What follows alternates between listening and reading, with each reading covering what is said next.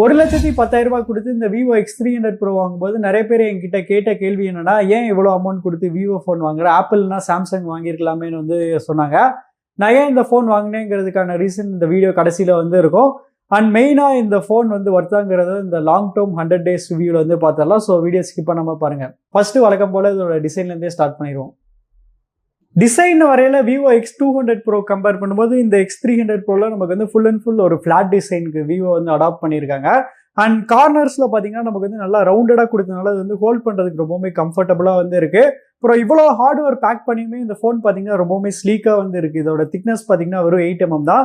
வெயிட்னு வரையில் கிட்டத்தட்ட X200 Proவோட similar வெயிட்டாக இருந்தாலுமே இந்த வாட்டி வெயிட் டிஸ்ட்ரிபியூஷன் பார்த்தீங்கன்னா பெட்டராக பண்ணியிருக்காங்க X300 Proவில். X200 Proவில் பார்த்தீங்கன்னா கொஞ்சம் டாப் ஹெவியாக இருக்கும். அப்புறம் இன்னொரு அடிஷன் என்னன்னா, இங்கே பார்த்தீங்கன்னா நமக்கு ஒரு ஷார்ட்கட் பட்டன் கொடுத்துருக்காங்க.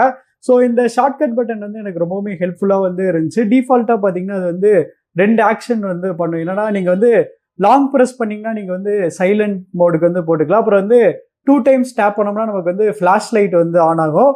சப்போஸ் உங்களுக்கு இந்த ஃபங்க்ஷன் பிடிக்கலாம், நீங்கள் கஸ்டமைஸ் பண்ணிக்கலாம். அந்த ஆப்ஷனுமே பார்த்தீங்கன்னா Vivo கொடுத்துருக்காங்க. டிசைன் வைஸ் ஒரே ஒரு சின்ன நெகட்டிவ்னு சொல்ல முடியாது, ஒரு சின்ன காஸ்ட் கட்டிங் என்னன்னா, இதில் பார்த்தீங்கன்னா ரியல் கிளாஸ் யூஸ் பண்ணல. இதில் பார்த்தீங்கன்னா ஃபைபர் கிளாஸ் தான் யூஸ் பண்ணியிருக்காங்க. ஃபைபர் கிளாஸ்னா ஒன்று நமக்கு பிளாஸ்டிக் அண்ட் கிளாஸ் இந்த ரெண்டுத்தோட காம்பினேஷன் தான் பார்த்தீங்கன்னா ஃபைபர் கிளாஸ். ஸோ அதனால ஒரு ரியல் கிளாஸ் ஃபோன் கம்பேர் பண்ணும்போது இந்த ஃபோன் பார்த்தீங்கன்னா லைட்டாக கொஞ்சம் ப்ரீமியம் கம்மியாக இருக்கும். மற்றபடி பார்த்தீங்கன்னா டிசைன் வைஸ் பெருசாக மேஜராக இந்த ட்ராபேக்குமே இதில் நல்லா பண்ணியிருக்காங்கன்னு சொல்லலாம்.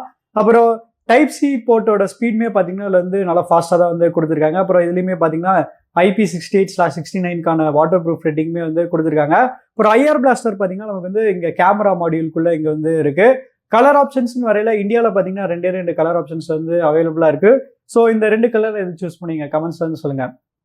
கேமராவில் எப்படி Vivo Zeiss-ஓட கொலாபரேட் பண்ணியிருக்காங்களோ அதே மாதிரி டிஸ்பிளேலுமே பார்த்தீங்கன்னா Vivo Zeiss-ஓட கொலாபரேட் பண்ணியிருக்காங்க இந்த X300 Proவில். ஸோ இதில் பார்த்தீங்கன்னா 6.78 inch 120Hz 10-bit AMOLED display தான் யூஸ் பண்ணியிருக்காங்க. ஸ்க்ரீன் ரெசல்யூஷன் வரையில இதில் பார்த்தீங்கன்னா 1.5K சப்போர்ட் இருக்குது. அப்புறம் இந்த ஃபோனில் பார்த்தீங்கன்னா ரொம்பவுமே ஒரு அட்வான்ஸ்டான LTPO டெக்னாலஜி இருக்குது. ஸோ இதில் பார்த்தீங்கன்னா 80 LTPO டெக்னாலஜி இருக்கனால ரெஃப்ரெஷ் ரேட் பார்த்தீங்கன்னா 0.1 Hzலேருந்து 120 Hz வரைக்கும் ஆட்டோமேட்டிக்காக அதாவே பார்த்தீங்கன்னா வேரி ஆகும். ஸோ அதனால் இது ரொம்பவுமே ஒரு எஃபிஷியன்ட்டான பேனல் தான்.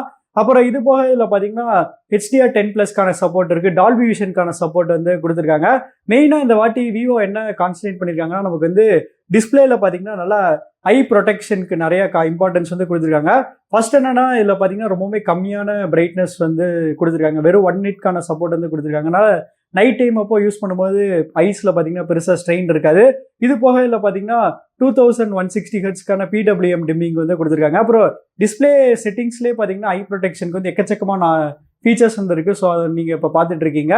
ஸோ ஓவராலாக எனக்கு தெரிஞ்சு இந்த செக்மெண்ட்டில் one of the best display இந்த ஃபோனில் இருக்குன்னு சொல்லலாம். அப்புறம் டிஸ்பிளேயோட ப்ரொடக்ஷன் வரையில் இதில் பார்த்தீங்கன்னா X200 Proவில் இந்த மாதிரி இதுலையுமே பார்த்தீங்கன்னா நமக்கு ஆர்மர் கிளாஸ்க்கான சப்போர்ட் கொடுத்துருக்காங்க.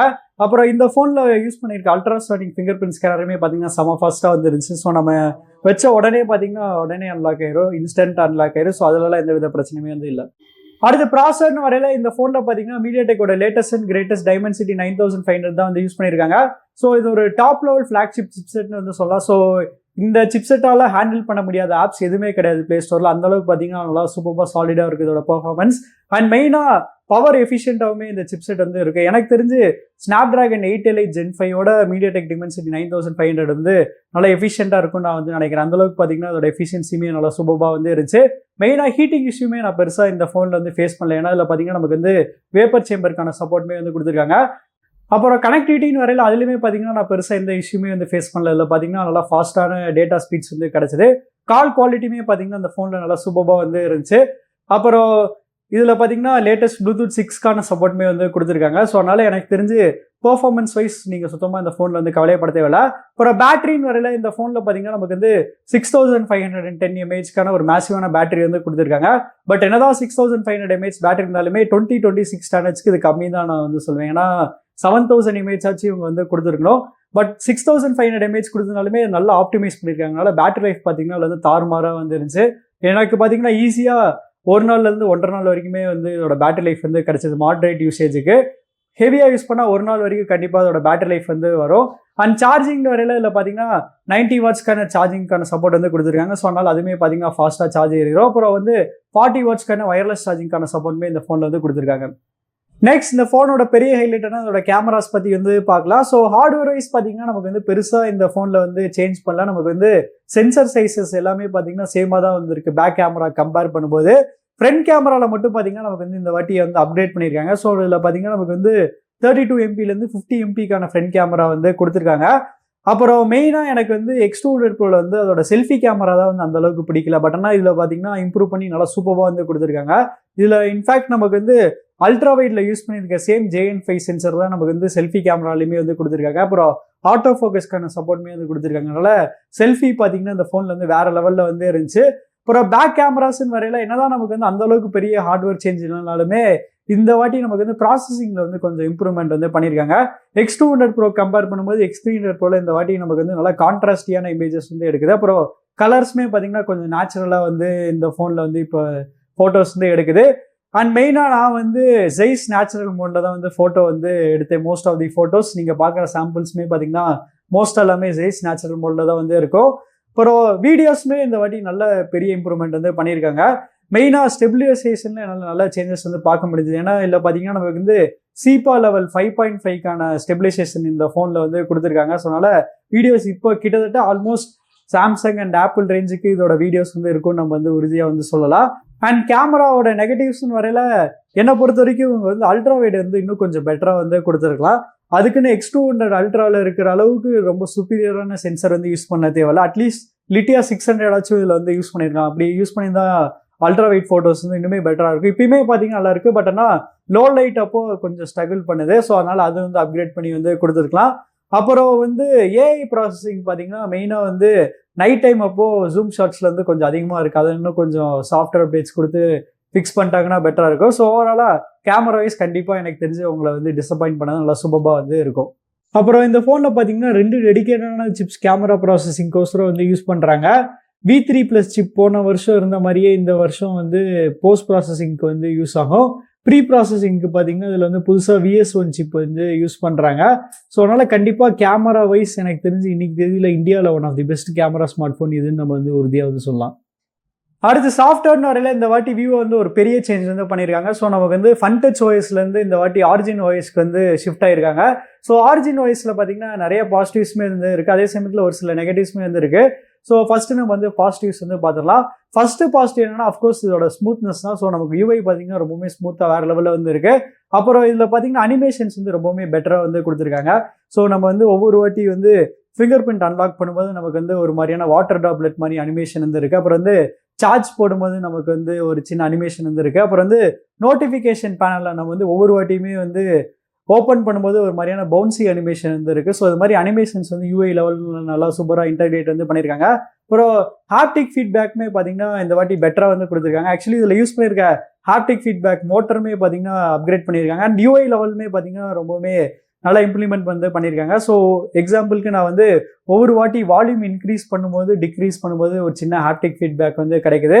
அப்புறம் வந்து நான் இது வந்து கேமரா செக்ஷனில் வந்து சொல்ல மாட்டேன். ஆக்சுவலி கேமராவில் பார்த்தீங்கன்னா எக்கச்சக்கமான ஃபீச்சர்ஸ் வந்து நமக்கு வந்து கொடுத்துருக்காங்க. இன்ஃபேக்ட் நான் வந்து பாதி யூஐ தான் வந்து கேமரா யூஐ வந்து எக்ஸ்ப்ளோர் பண்ணியிருக்கேன். இன்னும் வந்து பாதி ஃபீச்சர்ஸ் வந்து எக்ஸ்ப்ளோர் பண்ணல. அந்தளவுக்கு பார்த்தீங்கன்னா எக்கச்சக்கமான கேமரா ஃபீச்சர்ஸ் வந்து இருக்குது. அப்புறம் நெகட்டிவ்ஸ்ன்னு வரையில பெருசாக நெகட்டிவ்ஸ்னு வந்து சொல்ல முடியாது. மெயினாக என்னன்னா நமக்கு வந்து விஷுவலாக பார்க்க இன்னும் கொஞ்சம் பெட்டராக வந்து கொடுக்கலாம். என்னன்னா நமக்கு வந்து இப்போ எக்ஸாம்பிளுக்கு வந்து ஒன் யூஐயில் இருக்க ஃபைல் மேனேஜரும் இதில் இருக்க ஃபைல் மேனேஜரும் பாருங்கள். ஸோ இது ரொம்பவுமே கார்ட்டூனிஷ் அவுடேட்டடாக வந்து இருக்குது. ஸோ கண்டிப்பாக வந்து அது இன்னும் கொஞ்சம் இம்ப்ரூவ் வந்து பண்ணணும். அப்புறம் ஏஐ ஃபீச்சர்ஸ்னு வரையில இதில் வந்து ஏஐ ஃபீச்சர்ஸ் இருக்குது. பட் ஆனால் சாம்சங் அளவுக்கு இல்லை. ஸோ அதனால் ஏஐ ஃபீச்சர்ஸ்மே இன்னும் கொஞ்சம் இம்ப்ரூவ் பண்ணணும். ஸோ மேபி இதெல்லாமே ஆரிஜின் OS 7ல் ஃபிக்ஸ் பண்ணிட்டாங்கன்னா இனிமே வந்து பெட்டராக வந்து இருக்கும்.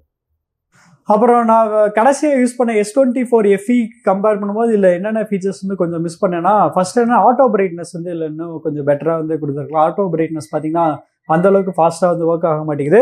அப்புறம் இயர்பீஸ்மே பார்த்தீங்கன்னா இதில் வந்து அந்தளவுக்கு நல்லா ஒர்க் ஆக மாட்டேங்குது. சில டைம்ஸ் பார்த்தீங்கன்னா ஃபோன் வந்து ஆஃபே ஆக மாட்டேங்குது இயர்பீஸில். ஸோ அதுவுமே இன்னும் கொஞ்சம் வந்து இம்ப்ரூவ் பண்ணணும். அப்புறம் என்னன்னா நான் கண்டிப்பாக சாம்சங்கோட கீபோர்டு வந்து ரொம்பவுமே மிஸ் பண்ணுறேன். ஸோ இதில் பார்த்தீங்கன்னா கூகுள் கீபோர்ட் தான் வந்து இருக்குது. ஸோ அது வந்து சாம்சங் கீபோர்ட் அளவுக்கு பார்த்தீங்கன்னா இல்லை. அப்புறம் கடைசியாக பார்த்தீங்கன்னா ஸ்டீரியோ ஸ்பீக்கர்ஸ் வந்து நல்லா இருக்கு. பட் ஆனால் இன்னும் கொஞ்சம் லவுடராக வந்து கொடுத்துருக்கலாம். ஸோ அந்த பேஸ் அண்ட் சவுண்டோட வால்யூம் வந்து இன்னும் கொஞ்சம் அதிகமாக கொடுத்துருந்தா பெட்டராக வந்து இருந்திருக்கும். ஸோ அவ்வளோதான் கைஸ், நம்ம இந்த வீடியோட கடைசிக்கிட்டோம். ப்ரைஸிங்னு வரல இந்த ஃபோன் பார்த்தீங்கன்னா நமக்கு வந்து 1,10,000 rupeesக்கு வந்து லான்ச் பண்ணியிருக்காங்க. பட் ஆனால் கார்டு ஆஃபர் போக நீங்கள் இந்த ஃபோன் வந்து 99,000 rupeesக்கே வந்து பர்ச்சேஸ் பண்ணிக்கலாம். பர்சனலாக நான் என்ன சஜஸ்ட் பண்ணுவேன்னா, நீங்கள் இந்த ஃபோன் வந்து வாங்குறதா இருந்தால் நீங்கள் வந்து ஆஃப்லைன் ஷாப்ஸில் வந்து வாங்குங்க. ஆஃப்லைன் ஷாப்ஸில் உங்களுக்கு வந்து இன்னும் பெட்டர் டீலில் வந்து இந்த ஃபோன் வந்து கிடைக்கும். ஸோ இந்த ப்ரைஸ்க்கு இந்த ஃபோன் வருதான்னு கேட்டிங்கன்னா, கண்டிப்பாக இந்த ப்ரைஸ் ரேஞ்சுக்கு இந்த ஃபோனில் பார்த்தீங்கன்னா மேஜர் கான்ஸ் பெருசாக எதுவுமே வந்து கிடையாது. எல்லாமே குட்டி குட்டி கான்ஸ்னால கண்டிப்பாக இந்த ஃபோன் வந்து உங்களை சாட்டிஸ்ஃபை பண்ணணும்னு வந்து சொல்லுவேன். பட் நான் பர்சனலாக என்ன சஜஸ்ட் பண்ணேன்னா, உங்களுக்கு வந்து காம்பேக்ட் ஃபோன் பிடிக்கும்னா நீங்கள் வந்து X300 வந்து வாங்கிக்கலாம். ஏன்னா இதில் இருக்க 95% ஃபீச்சர்ஸ் வந்து அந்த ஃபோன்லேயே வந்து கிடைக்கும்.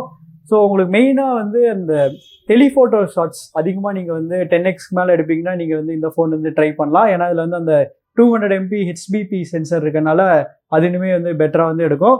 அப்புறம் இந்த டெலிஃபோட்டோ எக்ஸ்டெண்டர் கிட் யூஸ் பண்ணிங்கன்னா இன்னுமே வேறு லெவலில் ஜூம்ட் இன் ஷாட்ஸ் வந்து எடுக்கலாம். முடிஞ்ச ஒரு டெடிகேட்டட் வீடியோ இந்த கிட்டை யூஸ் பண்ணி நான் வந்து உங்களுக்கு சொல்கிறேன். ஸோ உங்களுக்கு இந்த வீடியோ பிடிச்சிருந்துச்சுன்னா லைக் பண்ணுங்கள், ஷேர் பண்ணுங்கள், மறக்காமல் நம்ம சேனலுக்கு வந்து சப்ஸ்கிரைப் பண்ணியிருக்கேன்.